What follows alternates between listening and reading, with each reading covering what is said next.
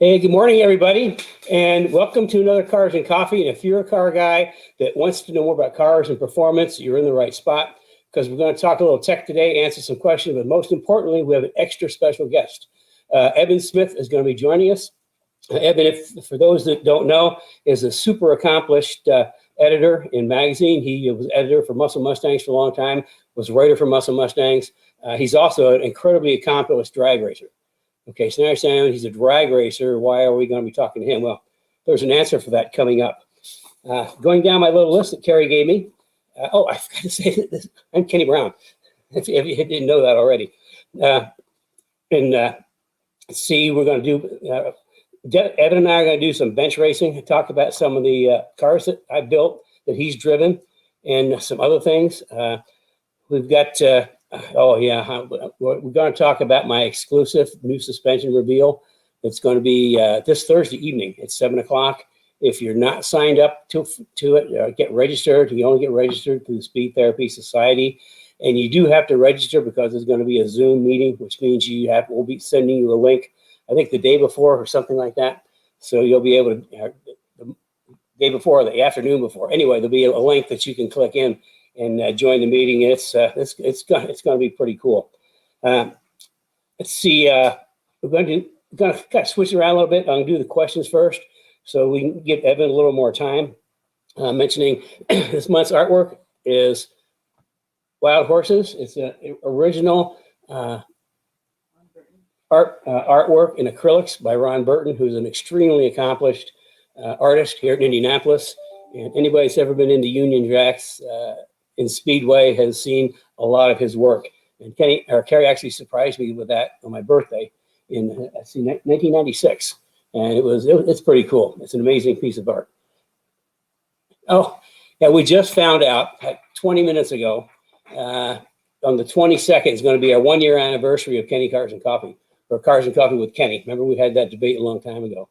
So I think next week we'll have to do something for an anniversary show. Although we do have some special guests next week. We're going to have Paul Dondero talk about how his V6 runs with V8s on track, and we're going to see a new seat from Impact Racing next week. Let's see. So, one more thing. My tool. I was talking to somebody last week that didn't realize that old toolbox is my actual toolbox. It's been with me for over 40 years.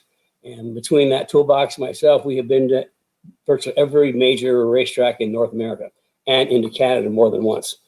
So that's in case you're wondering, I still use it every day, which makes me kind of different from all the other people out there that sell parts. I know this stuff. I work on the cars. Let's kind of jump into some questions, and then we can bring Evan on. And because he's a pretty cool guy. I mean, we've known him for a long time. Let's say questions. Mike wants to know: are billet oil pump gears really necessary? Do they really fail in S550s up to 8,000 RPM? See, the 2020 GT 500s have a thicker design, but still pop metal. I'm curious if it's for a reason. My car is a 16 GT 500. Oil pan pump, Pro Charger. Listen, any time that you're doing a lot of modifications to a Coyote motor, and especially if you have the front cover off, replace the oil pump with steel gears. I mean, it's just a super good insurance policy because the oil pump, the pot iron. You said it, pot iron metal or pot metal. They will break.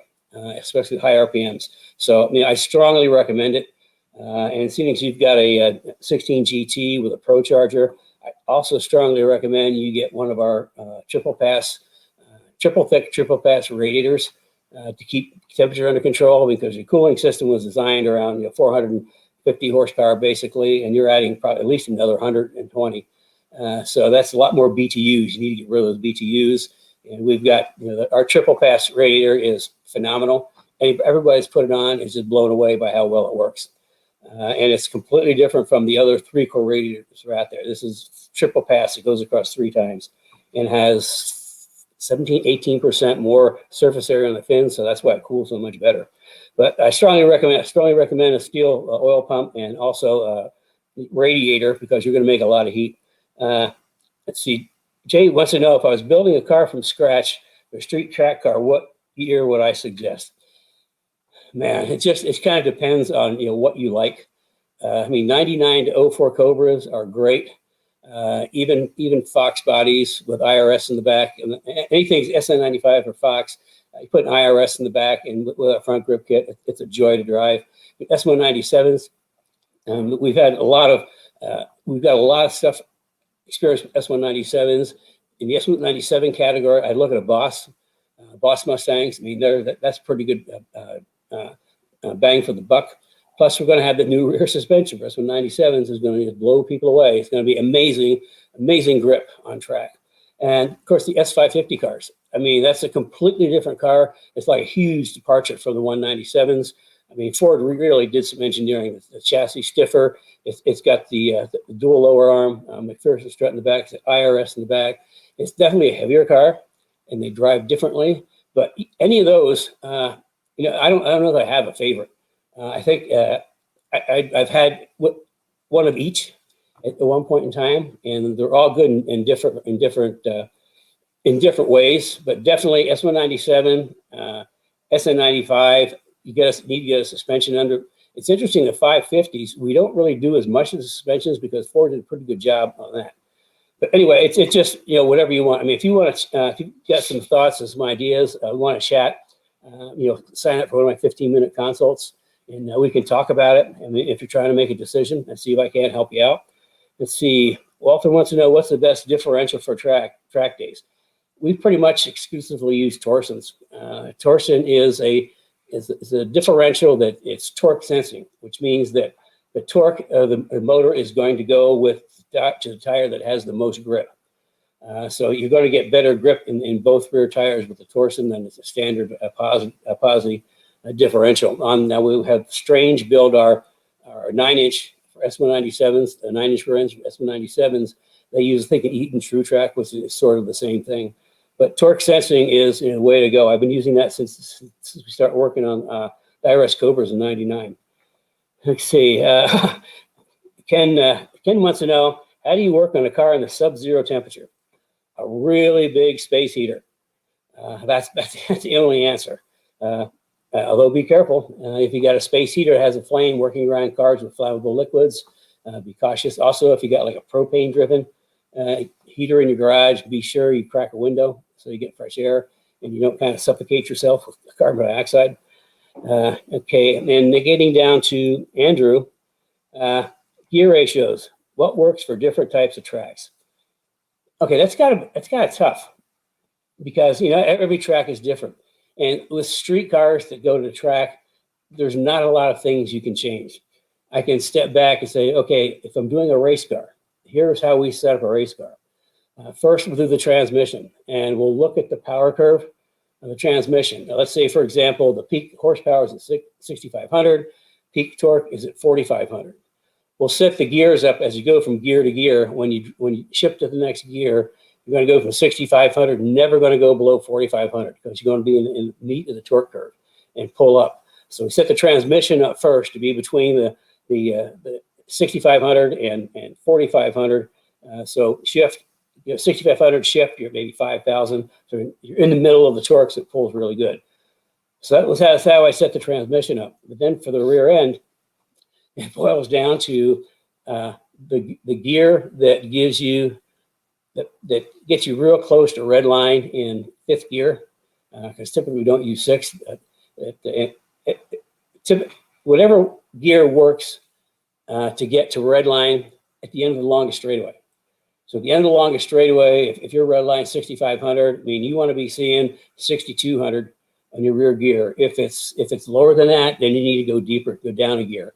If you're not getting up, you're not getting to red line in that gear, then you want to go up a gear.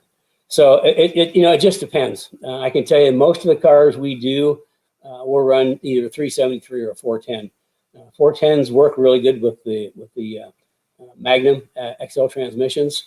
And the 373 seemed to work really good with the Boss Mustang and with the 550 cars with the performance pack. So again, it's kind of, you have to sort of figure out what you want to do, and like for a street car, it's really tough to really get too deep into gears. Let's see. Oh, gift certificates. We have 2 winners. For those who were with us last week, know that we had Dan Neve on, and Dan is an amazing guy. And him and his wife spend every summer going from event to event to event, and they set up a little tent, and they get collections. They collect for cancer research and cancer awareness, and it's Cruise for a Cause. And this year he's giving. Last year they couldn't go out, so we did kind of a telethon, which I was on, and he got quite a bit of money off of that. And this year he's going to be a combination of online, and also is going to do a bunch of events. And I think we probably at some point will post that up, the events he's going to do. But yes, it's him and his wife, and they get a lot of money for cancer. And what we're doing, the promotion that we're running is that if you buy the chance, his giveaway is a GT500. Now, who wouldn't want a GT500? And if you get the buy your chances to win the GT500 through us, there's a special Kenny Brown code that you can get 40% more chances. So it's kind of like, it's like a big bonus. Yeah, and we should have the link in the comments, but if you don't see it there, it's cruise, the number 4, acause.org, and the special code is KBP, or Kenny Brown Performance, KB Performance. So again, the website is cruise4acause.org, Kenny Brown, or no, KB Performance. KB Performance. Yeah. Yeah, because we've been helping Dan for a long time. It's anybody that commits that much of his life for a cause is worth noting. Yeah, he's raised over $550,000. So I mean, that's, like I said, that's pretty good. But we ran a promotion last week. We said that for people that donated this past week, we were going to pull out 2 people and give them $100 gift certificates for Kenny Brown products. And we do have 2 winners, but we're going to have to wait to the end to find out who that is. Build some suspense. Okay, going down my notes. Gear ratios. Our 1 year Cruise for the Cause. Rear suspension reveal. I'll go over that again. It's a suspension I've been working on for a long time. We spent 2 years track testing, a number of years just doing the engineering and development. And we applied for a patent because I want to protect this. There's so much work that goes into it. But the job that it does, it just absolutely changes the back end of a Mustang. It creates tremendous rear grip, which, as everybody knows, that's a problem with Mustangs. Well, anyway, I'm going to be introducing that in a private session Thursday night. Remember, you have to be a member of the Speed Therapy Society and register. Speed Therapy Society, Kenny Brown Speed Therapy Society Facebook group. Got it all in. Where you can click the register, and then, like I say, you'll get a text or an email with a link. And I just talked to Brian Arstig. We had a guy doing secret testing for 2 years racing, and when one of the people we know found out who it was, he goes, "Damn, that's why he was so fast." So yeah, and we're actually going to have a little interview with him, so he can tell you in his own words just how good this rear suspension works. So, I'll give you a hint. I brought a piece.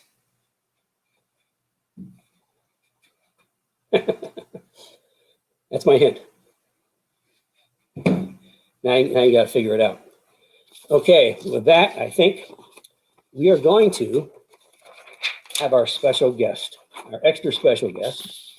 Can you make that bigger? Oh, sure.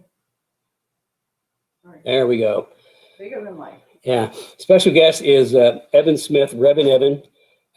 Amazing guy. And we got connected back in the mid-90s, I think, when he was working with Muscle Mustang magazines, and super accomplished drag racer. I mean, it would take all morning to go down all the awards and things that he's won, but he's been like 20 factory production quarter-mile records, including a 2020 Shelby GT 500 at 1061. multiple NHRA record holder and stock eliminator, 18-time NHRA class winner, Division I junior stock champion, Cobra Jet shootout winner. I mean, just the list goes on and on and on. I mean, the guy, when it comes to drag racing, this is the guy. However, you're gonna say he's a drag racer, but we're track guys. Here's the backstory. A long time ago, we're going into the Wayback Machine. I know you guys like when we go in the Wayback Machine, way back to the mid '90s, and we did a track event with Muscle Mustangs magazine, and the editor at the time was Jim Capisano, and the magazine was like pretty much all drag racing. That's a cool picture. You see Evan hobnobbing with a couple of industry giants, Bill Ford and Kenny Brown. I had to throw that in there. Anyway, he came to a driving event, and he went through my school, and I taught him how to drive. And he thought that it was, Capisano thought it was such a great value that he wanted all of his editors to come to my school for me to train them. And the reason for that is they always go to these like car events, these media events where editors get to drive cars. And I can tell you, I've been to some of those, and I can tell you for sure that there's a lot of editors, even though they write really well, they think they can drive, but they really can't. Anyway, Jim wanted his guys, when they went to these events, to kind of stand out from everybody else. So he sent their editors to me for me to train them. And Evan was one of the guys. And Evan went on to actually be the editor of Muscle Mustangs for I think 7+ years. But Evan was one of the guys that Jim sent, and Evan was kind of interesting. He was when he first started, he was kind of quick, but not fast, and extremely scary. I mean, he scared the bejesus out of me more than one time. Here's some more shots from that's Jim Capisano and Evan and myself. And the cone, there's a story to the cone. He's won a lot of prestigious awards. He's also won the prestigious Golden Cone Award, which we'll get into a little bit. But Jim sent, anyway, I taught Evan how to drive, and he is not only an exceptional drag racer, he has turned out to be an exceptional road racer too on track. So with that, I think we're going to bring Evan in. Oh, there he is. Morning, Evan. Good morning. Really super happy you could join us today, because I mean your background is beyond amazing, and aside from drag racing, like I said, you turned out to be an amazing road racer too. Thank you. Even I don't know though about amazing, but I can generally keep it on the track. Yeah, I mean, even though he scared the hell out of me the first time, but I'll tell you, the reason he did is because he was gone pretty fast. I mean, really fast for a first timer. But I had no idea where the weight was on the car. And as I taught, like in the Speed Therapy Academy, you talked about Cars and Coffee, you need to know where the weight is. You need to have the weight on the back when you're accelerating. You need to have the weight on the front when you're decelerating and turning. And Evan was like driving like crazy, but the weight was kind of like moving all around, which scared me. But once we kind of sat down and talked about the weight thing, I know what to do. And after that, he just turned into a tremendous driver. And he enjoys it. I had no idea that you had to, utilize the sprung weight of the vehicle and put it on the contact patch that you want to do the work. I still talk about that stuff, the basics of handling, because people think they really do. I was listening to your opening, and people really do, think because I have a fast car and I know about cars and I can work on cars and I know how to drive, and they have I think it's not a knock on anybody, because I had to learn like anybody, but until you are taught, just like any sport, unless you were taught the basics, it's almost impossible to build and go faster if you don't understand the basics. Yeah, I think another notable editor that we trained was Vinny Kong. And he picked up the nickname. Yeah, he picked up the nickname Spinny Vinny, and you can imagine where that comes from. It's because I was driving with him. We're on the grass and dust is floating through the car sideways.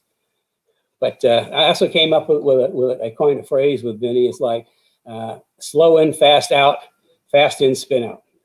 But he's a great guy. He's doing really, really well these days too, I think. He's doing great. Look, I even got a themed mug for the day. My buddy John Moore gave me this cool mug. Oh, very cool. That is cool. I have a few Mustang ones, but figured I'd go with this. A lot of people know I'm really fond of Porsches. I think they build an amazing car, like Mustangs too, obviously. So let's go down memory lane a little bit. Oh boy. I mentioned the golden cone. Why don't you kind of give everybody? Oh, before I go, remember that you can send in questions for me, and you can send in questions for Evan. And we get a little bit later on, we'll go back and answer your questions. So, the golden cone. Golden cone. I don't have it anymore. I think I donated it. Can you tell us how you managed to get the golden cone? Well, the golden cone is generally awarded to the person at the track day school that Kenny and when originally you worked with track time and then track guys with Jeff Lucina. Jeff and I have had a ton of fun together. But I think I don't know all the criteria, but I know that I won it. So I know that I probably smashed into a few cones along the way and maybe kicked up a little dirt with some tires, but I never went backwards. Well, the golden cone was always presented at the banquet to the driver. That there's a number of criteria, but most of it is whoever did the stupidest thing. So on track. So I'm not sure what that was. It could be running over cones. It could be running across this chief steward's toes. I mean, there's a lot of things it could be. I can't remember why, but I remember that you got it. I think something that I'll talk about that was very extremely special to me is everybody know I was off for a lot of years, struggling with some health stuff, which as you can see right now, I'm healthy as can be. But when we're coming back, Kerry put together a 25th anniversary track day at Putnam Park. And they were all there on Friday getting set up. I came down Saturday morning, and unbeknownst to me, Kerry was able to purchase back Old Blue, my 1993 World Challenge Mustang. And, when I was sick and really sick, the company kind of went away because anyway. But it was such a treat. I mean, I was standing there and they had it stuck in a barn. And as soon as somebody started it, I knew right away what car it was. I mean, I just knew that tone. And I can't remember if it was Evan or Jim that drove it around to me, but I mean, it was a touching moment. Why don't you ask Evan what happened on Friday before when they were testing the car before they gave it to you? Oh yeah, I guess there's some kind of story about Friday testing. Yeah, so basically what happened was we showed up early, Jim Camposano and myself, and there was a few other people who were there. I think I remember Jeff Lucina being there. Brad was there, Brad Grissom. Again, longtime members of our little circle. And we're over, we're looking at the car and we're just like in awe of it because, a lot of us had our first real race car drives in that car. So it's a special car to you, but it's also special to other people too. Not to mention it's a great looking Fox body Mustang. So there's the car sitting there and it's cold and rainy, which we weren't anticipating. And somebody had the bright idea that, well, we can't just give Kenny the car because we don't even know if it like runs really well or anything like that. So I don't know if it was Brad or Kerry had the idea to take it out for a couple of hot laps, a couple shakedown laps. And they offered it to Jim, and it was raining and the car had slicks. And Jim didn't want to do it. He just was not into going out, I guess, in the rain on the slicks. And part of the reasons I won the Golden Cone was because I had no problem getting in it and going out in the rain. And it was freaking terrifying because, I mean, it must have just started raining. The oils were coming up. I'm on slicks.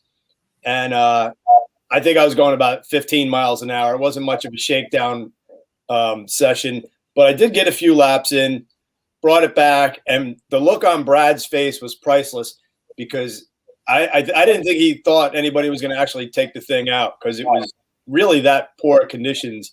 And I only slid off track with 2 wheels once, and I brought it back in one piece though, and I knew we were giving you the car, so of course I didn't want to damage the car in any way. I didn't want grass or dirt in the interior.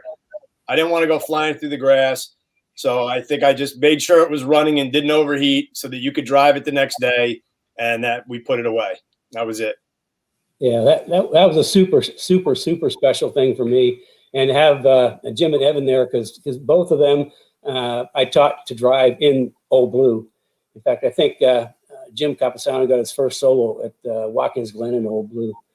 But then I got to drive it, and I tell you, it's like the feeling of your most favorite pair of jeans. I mean, the car just felt exactly like it used to. It just felt so good. Right now, it's kind of in storage for a little bit. We're going to bring that out and do some vintage racing. Maybe next year. We've got a lot of things on the plate right now. But yeah, I love that car. Where did you get to drive Old Blue? What tracks? Drove it at Putnam, and I think I drove it at Watkins Glen. I want to say that was the first car that I drove, which was racing was so scary because my first on-track session ever. Now remember, I'm a drag racer, and I've driven high-powered cars of the day, all the Mustangs and stuff. But I got out on track, and my first session, it was wet, and I'm in your supercharged, like $60,000 Mustang. So I was pretty nervous, and I was a hero till I got to the first corner, and then I was like, oh my God, I have no idea what I'm doing. But like you said, I think maybe I had a little bit of decent car control skills, so I was able to kind of navigate the track, but I really had no clue as to threshold braking, where to turn in, what to do, other than I could upshift pretty fast. And I did have the weight in the right place, by the way. You were wrong about that. I had all the weight on the throttle. I was pushing the throttle with everything I could going down the straightaway. Yeah, see, that's a drag racer in you. Give it gas. Of course, if it doesn't do anything. Give it more gas. That makes everything better. Yeah. What are some of the cars of some of my cars that you've driven in the past? Can you remember any of them? Of your cars? Yeah. Yeah, like pretty much all of them.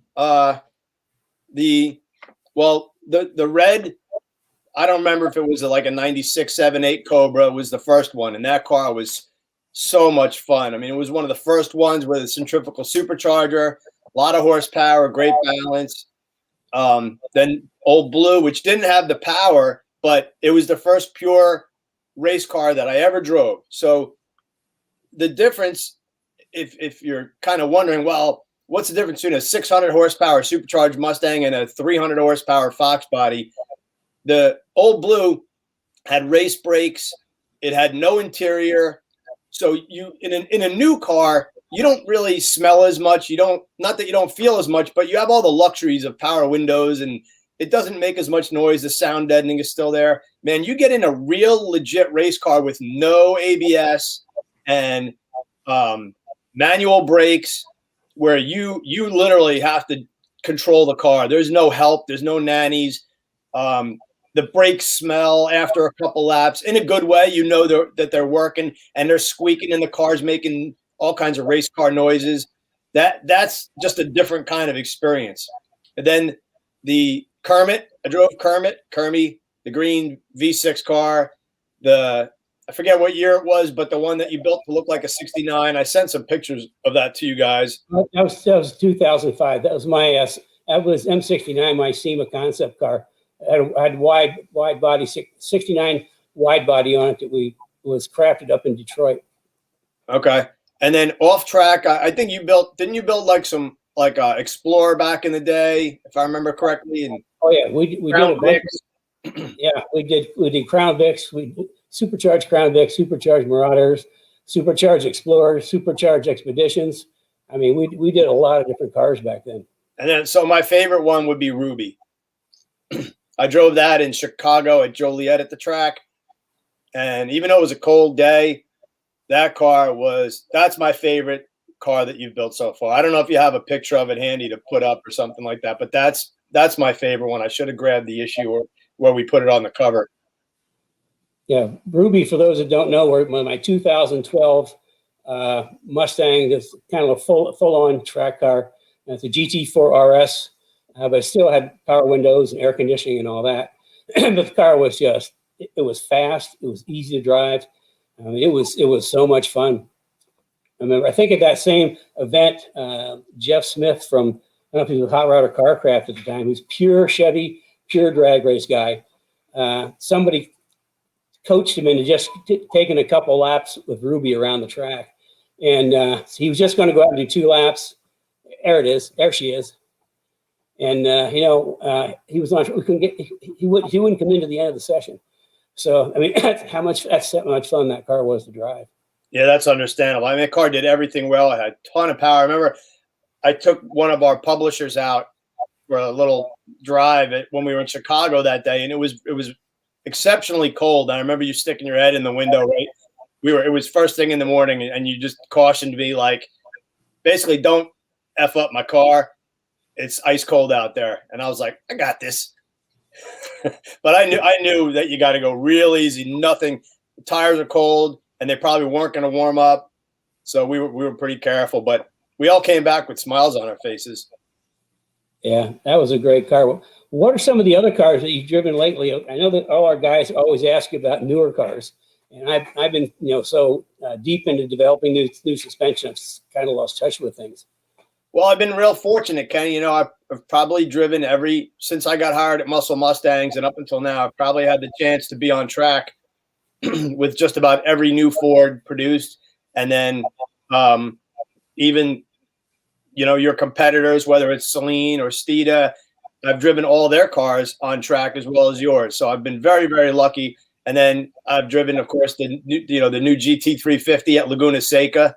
I don't know how you could really get a much more fun experience than driving, a 350R coached by Randy Probst at Laguna Seca. Like, that's just the best. And then be able to drive the GT500 on track with Billy Johnson coaching me. So I'm like, not only do I get to drive these cars, but then I get tips and tricks and coaching from some of these guys who are real professionals. I am not a professional road racer by any shake of a stick. I'm a journalist maybe who has okay car control and can get around the track and not kill myself. But the new cars, it's amazing to me how Ford can just keep making the car better. And we used to just be so terrified of weight. We used to just rip the sound deadening out. You look at the new GT500, it's over 4,000 pounds, and it does everything well. I mean, you mentioned the drag racing part in the opening, but that car on a road course, stock, is just mind-bending. I've driven it in Las Vegas on the road course, and then more recently, I did the Ford North American Track Tour. I have a video on my YouTube with my friend Shelby. She went and we did like a video with her on my YouTube of her driving it, and it was probably the most high-powered car she'd ever driven. And I expected, she was behind me, and I expected her, when I looked up, to be 15, 20 car lengths behind me. And we were on the Roval there using the banking and everything of the oval. I look in the mirror, and I mean, all I saw was this giant grill Shelby. She was inches off my bumper.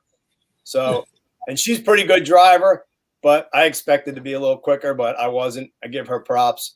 But that car is amazing, beyond amazing. Have you had a chance to drive the new Mach-E? I know Kerry wants one. Yes, I have. I've driven the Mach-E. Got a YouTube video on that as well. My YouTube is Rev and Evan. Shameless plug right there. Check out. You can see all this stuff on my YouTube. The new Mach-E, I drove with my buddy Abe, who helps me out with my YouTube channel, and we do a lot of projects together. He's actually on his way over here in a little bit when we're done. We love racing so much that when we're done here, we're going to go to Sebring, which is only 70 miles from my house, and watch the historical races because they're going to be running the 70s Trans Am cars. So I got a lot of road racing going on today. I'm kind of amped up.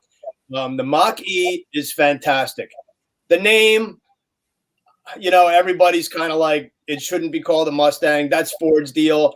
I feel Mach-E could have stood on its own. Up until now, they've never had to brand another vehicle that they've made as a Mustang. but I'm not going to let that spoil it for me.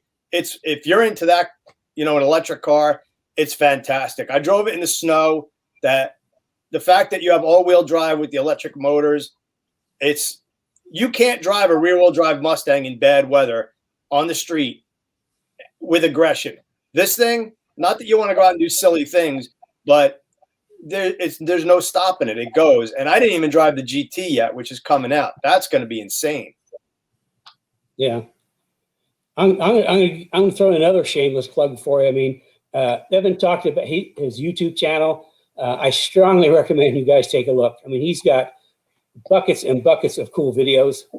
I mean, I think you'd be pretty impressed all the stuff he's got. I think that we put the link up to it. Yeah. I'd highly recommend you spend an hour or so just going through some of his videos, because he's done a fabulous job. Thank you. We try to have fun. I basically patterned the YouTube channel after the way we did Muscle Mustangs, and there's probably a kind of a mantra that Campy and I lived by that maybe shouldn't be repeated live because it's it's a little edgy, but we tried to do things that real people would go out and do. We tried to be gutsy, and like, we're not just going to build a project car and it's going to disappear. We're going to take it and go NHRA drag racing, and sometimes you fail, sometimes you succeed, and we did all of it right in front of everybody. Whether it was blow up an engine, lose first round, I got a lot of red lights under my belt, but we always had fun. We always told the story, and people always were able to come out and see what we did, whether it was at one of your events or an NHRA event, or Jim Camposano won some fun Ford races. He was out there competing himself. I think that's what made the magazine so great, is that, we actually went out and participated, not because we had to, but because we're just car enthusiasts to begin with that had really, the luckiest guys in the world to have the jobs we did. So the YouTube channel basically to me is a carryover of that. Well, you've got a lot of great stuff on there. I think I saw a question. Somebody want to know what Evan's Evan's favorite tracks are. Road course. I can tell you, I like road course. Well, I like Putnam because it's short. It's really good for testing. But what did you say? I like Putnam because it's short and it's really good for testing. You get a lot of laps in a day, get a lot of work done. Mm-hmm. It's also a fun little club track. But as far as the big tracks, I mean, I got to put Road America in there. I mean, I lived up there for a year, and I love driving that track. And another one of my favorites is Watkins Glen. That's a great track. But there's so many good tracks. I mean, Mid Ohio, it's super technical. Road Atlanta, it's fast and technical. So So tell me, what do you think of yours? All right, it's tough for me. I'm not a guy of favorites. I just like stuff, because I like so much different stuff. It's always hard, whether it's food or whatever, to pick my favorites, but I will. Since you're pushing me, I love Road America. I only ran there one time at the One Lap of America, but the layout, it's like a whole lot of drag strips connected with a bunch of corners. So there's a lot of wide open there, but yet there's some seriously technical parts as far as being able to control the car and get around the place quick, whether it's the carousel or going, I can never remember turn numbers, but the uphill braking under the Corvette sign when you make the left, man, you brake a little bit too late there and the car starts to get light. You got to brake while the car is in compression. So that's challenging. I like that track. Watkins Glen is just, oh my God, what a fantastic track. I struggle at VIR because the car kind of gets unsettled there, and it's a little unnerving for me. I love Road Atlanta. Again, that's a shorter track, so you can kind of turn more laps, and that place is super fun. I've had some fantastic days. Now I'm going to lift my computer up so you can see what's behind me, Kenny. So I've been doing a lot of iRacing. I don't know if you can see my simulator back there. That's pretty impressive. So iRacing is really fantastic, and if you've never done it, a lot of people may poo-poo call it a video game, but the tracks are so dead on, and the tracks that I've driven, and then the tracks I've driven on iRacing, they're so dead on that it's just amazing. And then, you know, being able to join the leagues, like my buddy Abe and I did an enduro, a 2-hour enduro, driving the Ford GT at Bathurst. When the heck am I going to Australia to drive Bathurst? So to be able to experience different tracks that maybe you'll never go to, or ones that you're going to go to so you can learn the tracks, it's invaluable. If you get on there and try it, it's kind of mind-blowing at how good they've made these things. So Spa, a track I've never raced before, but it's really, really fun, is Spa. Oh, I would love to drive Spa. Oh. I mean, that's on a global scale. I think Spa's got to be at the top. That is just such a cool place, and so much history. Yep, and you can see my Recaro seat that I have on there. Recaro helped me out with that seat, and it's, you know, really holds you in tight when you're iRacing. It's super comfortable, and it's an actual race seat. So I got to shoot a plug out to my friends at Recaro for helping me out with that. Up my sim game. Yeah, how about you guys out there? Why don't you tell us what your favorite tracks are to drive? It's interesting to see that. I mean, because every track's got a little different thing. I mean, Sebring is Sebring. You've got to drive Sebring in your lifetime. There's nothing like it. And actually, Ruby does extremely well down at Sebring over the bumps. I actually forgot about Sebring, and it's local, and I probably have more laps at Sebring than any other road course. You're right. That is a really fun, technical, challenging track. Yeah, it really beats up cars. If you want to do endurance testing, Sebring is the place to go. The best thing for me about Sebring is that I always drive other people's cars. That makes it. I've driven your cars there. That makes it super handy. Yes, so, it does. have you got any questions coming in, Carrie, yet? I just put it out there. We can ask Evan.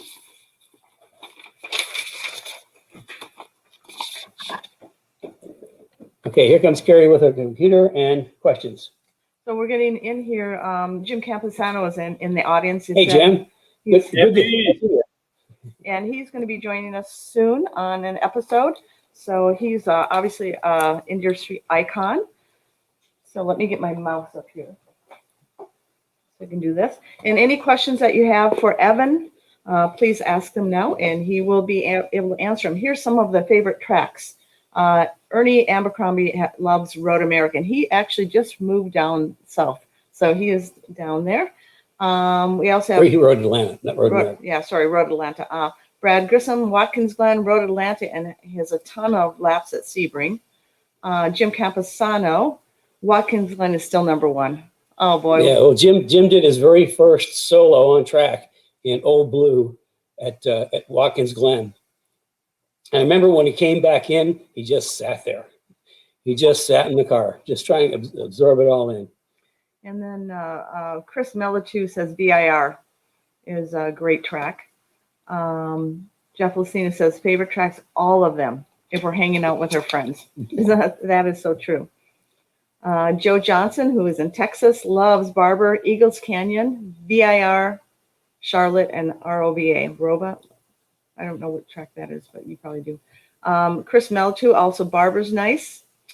And yeah, Barber, there, talk about technical track. Okay, here's a really good one for you. Evan did a big story on the Godzilla engine, and we have a question for you. Tell us what's up with the Godzilla engine. Well, if you want to know about the Godzilla, I'll throw you back to my YouTube. It's the F-250 and Super Duty truck engine, 7.3 pushrod engine that Ford recently came out with, 445 cubic inches, if I could do the conversion in my head real quick. Brian Wolf, former Ford engineer, has been pushing one to the limit, and I've been fortunate enough to tag along with him. So I got a ton of dyno tests, and I've written a few stories out there on the 7.3. We got one at up to 450 horsepower or 1,450 horsepower with a Whipple supercharger, and that's probably the most recent 7.3 video I have on the channel. Just a big torquey engine. It's 430 stock, which isn't, groundbreaking, especially in race car talk, but easily modified to make a lot more power. It's about an inch per side wider than a 351 Windsor. So if you're doing an engine swap, it'll fit in a whole bunch of different stuff. Team Z has an installation kit for Fox body and probably make a halfway decent road race engine because of all the torque. Now, is the block aluminum on that or iron? Iron block right now. There's rumors. I haven't heard anything from anybody at Ford officially, but I wouldn't be shocked down the road if there's an aluminum version. And if it really takes off, the aftermarket bites in, then look out. I mean, ported heads can flow almost 400 CFM, like just under 400 with no welding, no moving of ports. So the horsepower potential is there because obviously cylinder head flow is what you need to make power. You can always put a cam in it or build an intake, but without proper cylinder head flow characteristics, you're not going to make power. It's got big valves, I think 217 intake from the factory. Wow, that is big.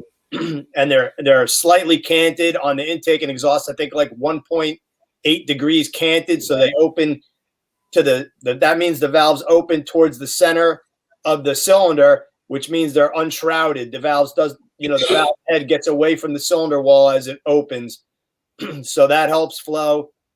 A lot of great design in that engine, and I think it'll take off. It might take a little while, but you can get one in crate form from Ford Performance or a junkyard, or you can check out my man Brian Wolf's website. I think it's Willis Race Engines. If you just Google Willis Race Engines, he's got all kinds of builds and options for those things.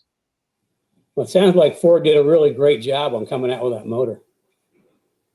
Oh yeah, I mean it's designed as a truck engine, so it's got a forged steel crank.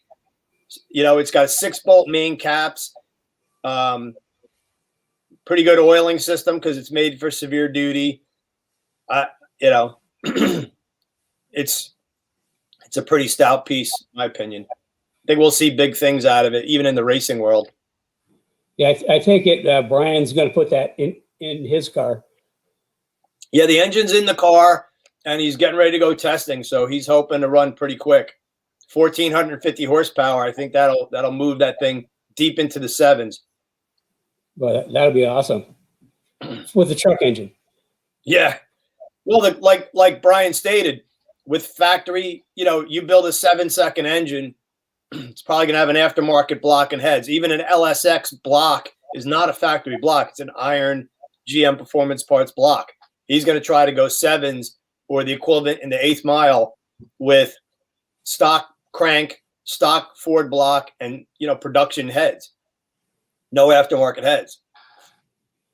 Yeah, I think that could turn into a real popular hot rod motor for putting into older cars. I see comments here on some of the different tracks. Jeff Lucina chiming in. He likes all the tracks. Shelby likes Hallett and Hastings. I've been to Hallett. Awesome track. I didn't get to race there because when we did the one lap of America, at the request of my brother, I benched myself and let Jeff do the heavy lifting because he's a lot faster than me. And we ended up winning our class in the one lap of America, thanks to Jeff's supreme skills behind the wheel. So that was one day I'll have to get back to Hallett, and it looks like a really fun track. I see a question. Rob Heron wants to know when you're coming to Bathurst. He's actually in Australia. Yeah. Hey, Rob, how you doing? One of my good buddies. Man, as soon as this COVID thing is over, and Rob has some, fun stuff. If you check out his website or his Facebook page, he got commissioned by Ford in Australia to build his own performance car, much like you built your Kenny Brown cars. He built what's called the Spec R. If you Google the Mustang Spec R, you could see what Rob built. It's this beautiful brand new 2020 or 2021 Mustangs with great paint schemes. And I think they counted in kilowatts over there. I don't know how much horsepower a damn kilowatt equals, but they're supercharged. They look like a lot of fun. I got to drive the right-hand drive Bullet, so shifting with my left hand. So I'm pretty confident that I can handle that. I don't know about racing right-hand steer, shifting with my left hand, but it's just another challenge. I'll probably figure it out. So, Rob, I'll come over as soon as COVID's over. All I need is an invite. I think that's easy to get. Yeah, Rob is a huge personality in Australia, and he's somebody we should maybe have on. He'd be kind of fun. Yeah, he'd be kind of fun too. God, he would He'd blow the ratings out of the water. He's got great stories. He's a wonderful storyteller. He is wonderful. And they're like Probably 7% true. yeah. I saw Dave Robinson, Brands Hatch. That's got kind of a great track in the UK. I got that on iRacing. Yeah, those are a lot of tracks in Europe I'd love to drive. I mean, Spa is definitely one of them. Silverstone, Brands Hatch. Kenny, you just need to get out of the cold, come down to Tampa, hang out with Campy and I, and you can drive them all on my rig. I may have to do that. Although it's actually not so cold. It's actually warming up to 20 degrees today. Yeah, well, it was. I think we cracked 80 2 days ago. I don't want to hear it. Just saying. So we have another question from Bob Jones. He's one of our Speed Therapy Academy alumni, and he says, "It's great to have Evan on. Thanks, Kenny and Carrie. I'd like to know more about Evan's iRacing setup." Okay, I'll hold the. We lost him. He unplugged himself. He unplugged himself. He'll be back. So in the meantime, let's see if we have any questions for you, Kenny. I know there's one from Wendy. Let's go way back up here. Why don't you talk about do you want to give the winners away? I can give the winners away. The winners, drum roll. I'll tell what it's for. For the Dan Neves charity. You're losing your words. Yeah, losing my words. For the raffle for the Cruise for a Cause. Yeah. I always want to say the cause, but Yeah. Cruise for a Cause. Anyway, for those that donated, and we actually raised quite a bit of money. And like I say, you can still get that 40% extra chances on the GT500 through today, or is it through tomorrow? It's through tomorrow. Through tomorrow. And then after that, you can still get a 20% bump, 25% by using the same code. By using the same code, 25% more chances. So the winners are Andrew Clutchin, maybe? Clutch, yeah. Cascade, Iowa. Congratulations, Andrew, and thanks for donating. And we have Martin Lacey of La Crosse, Wisconsin. So both of you guys are the lucky winners of, I see Evan back there, are the lucky winners of the $100 gift certificates. Okay, and we'll contact you this week and we'll get you those gift certificates. Congratulations. And again, if you want to donate to Cruise for the Cause to win that 21 GT500, go to cruiseforacause.org and use the code KB Performance to get 40% more chances to win. Okay, and we have a question from Bob. Let's get back to that. Well, Evan, we have you back on. Yeah, I don't know what happened there. I moved the computer and it just disconnected, but I'm back. So I'm not going to touch the computer anymore. So Bob wants to know, I got all the credit for my rig goes to my buddy Abe because he's like my IT computer wizard. I'm dumb when it comes to that. I can turn my Mac on and write stories. But so it's a R-seat frame with a Recaro seat, triple Dell monitors, 32-inch curves, and I have a monitor up top that you can see that shows all my info when I'm driving. Like it has a track map, so I could like look up and see if a turn is coming. Your relative screen, so that you could see what drivers are around you, and there's different apps to set that up. And then for steering and braking, I have Fanatec, the 2.5 V Club Sport, which is somewhat affordable steering and braking setup that gives you a lot of feel. That's where you want to spend your money. The rig itself is kind of personal preference, but you can find them. There's pages on Facebook too where people sell used equipment. But having a decent steering wheel and having good brakes is everything because you're simulating. So if you don't have good braking feel, then you're not going to be fast or have a fun time doing any kind of sim racing because you're just going to step on the brake pedal and have no feel. You got to be able to have a little bit of, you're trying to recreate through a computer what the car is telling you. And when you kind of get your mindset wrapped around that fact right there, that you kind of have to think outside the box as you're driving because you don't the depth perception isn't quite as good as it would be in a real car, and you don't feel any G-force. And a lot of people have asked me why I don't have a motion rig, because you got to spend an awful lot of money to get a motion rig that really actually recreates G-force.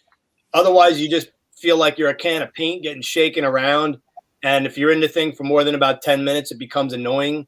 So I prefer for the house a rig that doesn't move, and it's just more comfortable over a long period of time. But the fact that you could drive so many different cars is just mind-bending. And it's funny because they really do have the cars dialed in. You can set up the suspensions however you want. And as you go up in, just like Kenny kind of taught back in the day, you want to start in a slower car because things just happen slower. As you drive faster and faster cars, your brain has to function so much faster to stay on top of your braking. The window shrinks for what you can do for mistakes, basically. Yep, that's what we tell people. So we have a couple more questions here, and this is last call for any questions for Evan or for Kenny. So Jim Campesano says he's woefully rusty behind the wheel.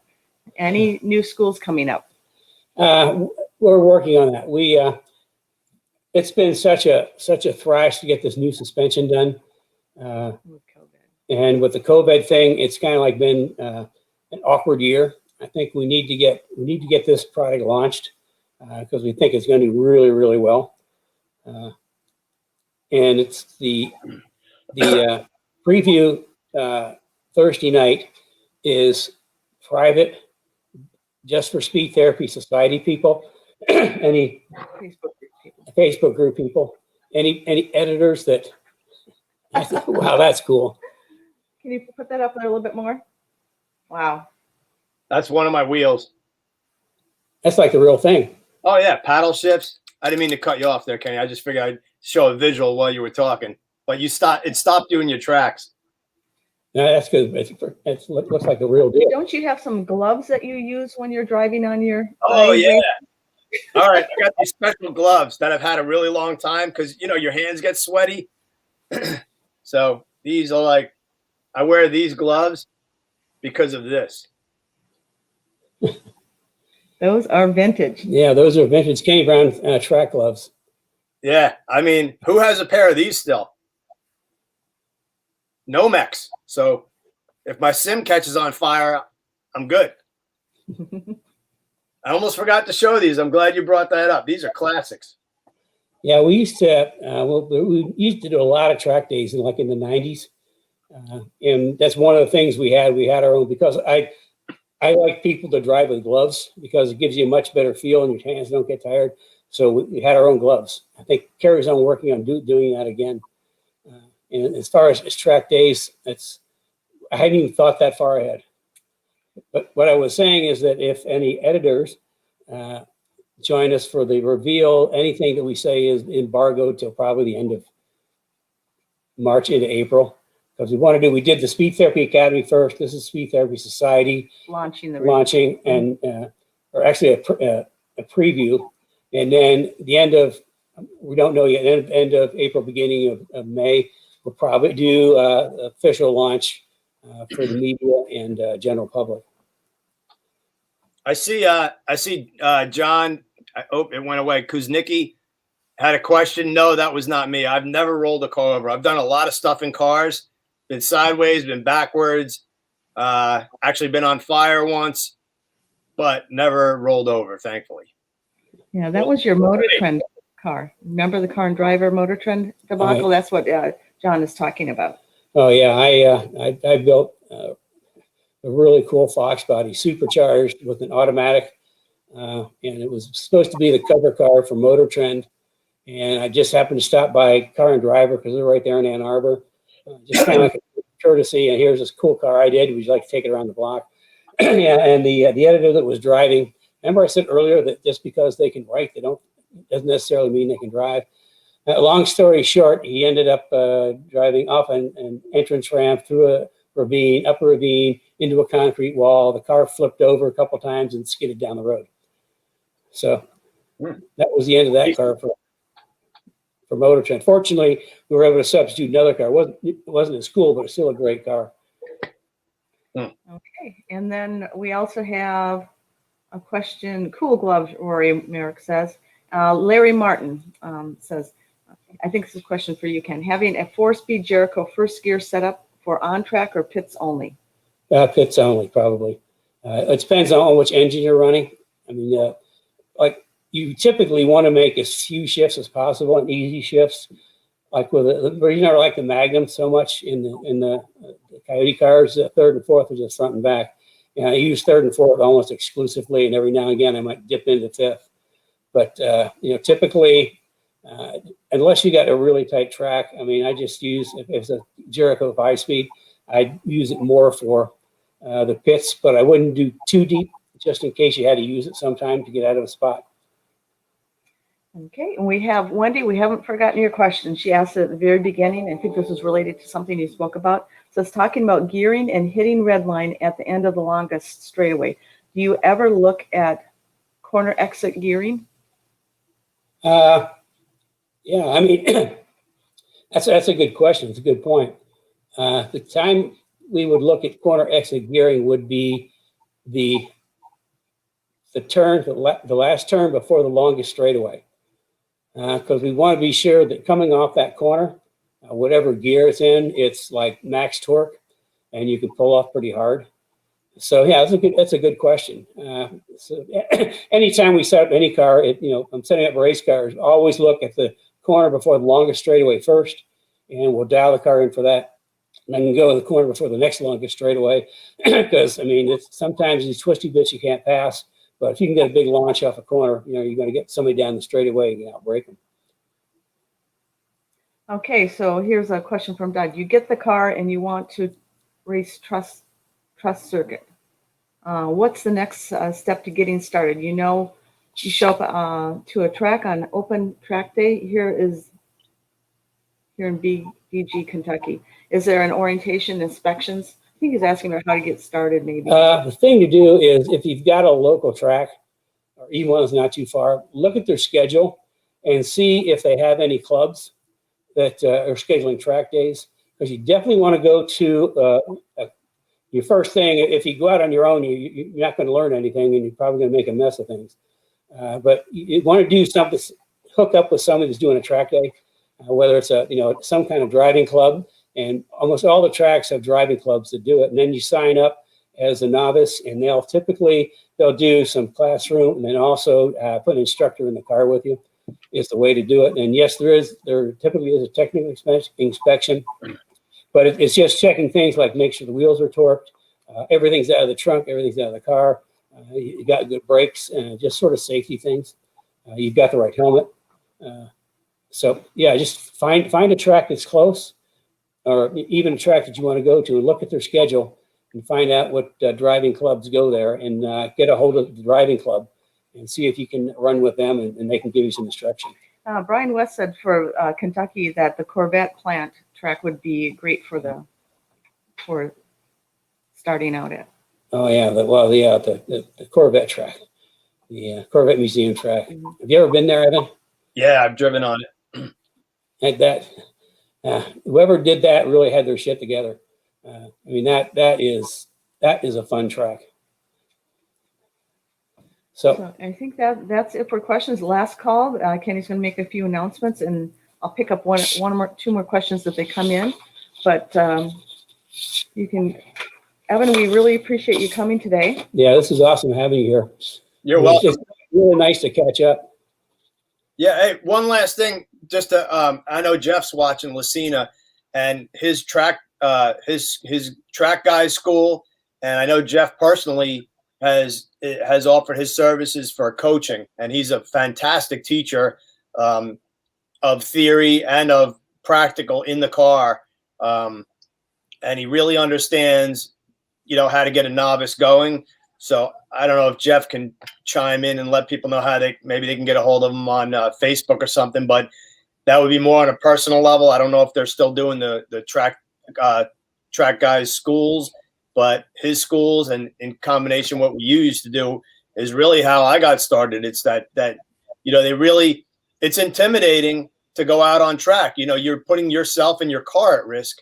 So it's very important to get the basics and the foundations and understand braking, understand turning, and, you know, being very smooth is critical, because the guy who's doing all this and stabbing the throttle, not only you're not going to go fast doing that, but you're upsetting the balance of the car and you're probably going to spin out. So understanding how to enter, how to brake for a turn, enter a turn, and then get back on the throttle smoothly to manipulate the weight is not only what's going to make you fast, but it's going to be able to let you come home with your car in one piece. Yeah. The other thing too is the guys who are sawing at the wheel and driving it sideways, you wear yourself out doing that. You know, you can do it for a few corners, maybe a little bit, but after a while, you're just going to just wear yourself out, and that's when you make your mistakes. Cliff mentions that Hooked on Driving does a great job with beginners and training, and they're national, and that is a good organization. Yeah, I mean, the key is to get hooked up with one of the driving clubs and get some instruction. That's really important. Okay, I guess we're out of questions. Yep. And I really appreciate Evan being here. All right, guys, I'm heading out this evening, man. I'm going to go watch some old school Trans Am cars today. It's going to be awesome. That's one of my most favorite classes. Those small block V8s just making all kinds of noise. Oh my God. I'm going to try to go, if there's a signal, I'll go Facebook Live later today. If we get down there and it's nice out, it's a little chilly out there, but that's all right. We'll try to go Facebook Live or something. So I can't thank you guys enough for having me on. It's been a really fun hour with you guys. Yeah, like I say, we haven't seen each other for a long time, and this is great, even though it's virtual. But that's all right. Everybody gets to join in our conversation, which is neat. But thanks again. Next week we're gonna have Paul Dondero talk about his. He's on a customer spotlight. Talk about his V6 Mustang chasing down V8s, and we're going to have a new Impact. Impact has a new racing seat, which we'll be introducing. And then we'll have to do something for an anniversary. I don't know what yet. Yeah. I didn't even realize it was our 1-year anniversary until about 20 minutes. Just like you never remember our anniversary. Yeah, I do. It's the 21st. Oh, what month? December. Oh my gosh. Okay. So she has it. I always remember her birthday because it's really easy. It's just 1, 2, 3. January 23rd. So I kind of, husbands always have a hard time remembering birth dates and anniversaries. So anyway, and next week, well, I guess we'll talk about the anniversary. If you have any ideas, put them in the comment what you'd like to see celebrating the 1-year anniversary of Kenny's Cars and Coffee. That's what it used to be. Cars and Coffee with Kenny Brown. And of course, remember, I talk about what you guys want to know about. So if you want to meet any subjects you want me to talk about, any questions you have, send them in through Speed Therapy Society, because that's where I pull the questions. And like I say, I'll talk about what you want to know about. Will you learn something? Mm-hmm. So anyway, listen, thanks everybody for being here. A super extra special thanks for Evan. And it was nice to see Campy was here. We haven't seen him in a long time. It's kind of like getting the band back together. So, well, anyway, we'll see everybody next week. Thanks again, everybody.